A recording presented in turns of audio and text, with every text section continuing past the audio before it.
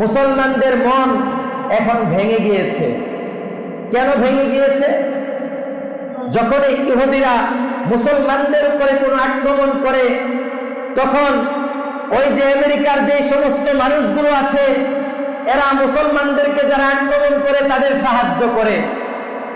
এরা চায় এই দুনিয়ার মধ্যে থেকে সমস্ত মুসলমানদেরকে বিদায় করে দিয়ে দাজ্জালকে তারা এই দুনিয়াতে আনতে চায়।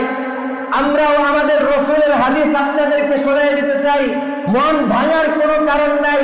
কিয়ামতের যে সমস্ত 10টা আলামত আমি বলেছি, এগুলোর মধ্যে একটা আলামত আমি বলেছিলাম, পশ্চিমের মধ্যে একটা ভূমিকম্প হবে, ভূমিধস হবে।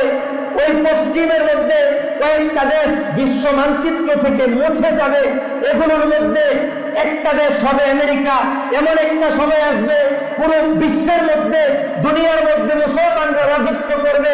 আমেরিকা নামের পুরো রাজ্য পশ্চিমে থাকবে না ইনশাআল্লাহ। এটা হাদিসের ভাষ্য। এটা আমি আপনাদেরকে হাদিস শোনাইছি, আমার নিজের কোনো কথা শোনাই নাই। এই জন্য মুসলমান চিন্তিত হওয়ার কোনো কারণ নাই। সবসময় নিজের ঈমানকে, নিজের আমলকে কিভাবে ঠিক করা যায় এই ফিকিরে থাকেন। ইনশাআল্লাহ সুম্মা ইনশাআল্লাহ সর্বশেষ মুসলমানদের বিজয় হবে ইনশাআল্লাহ।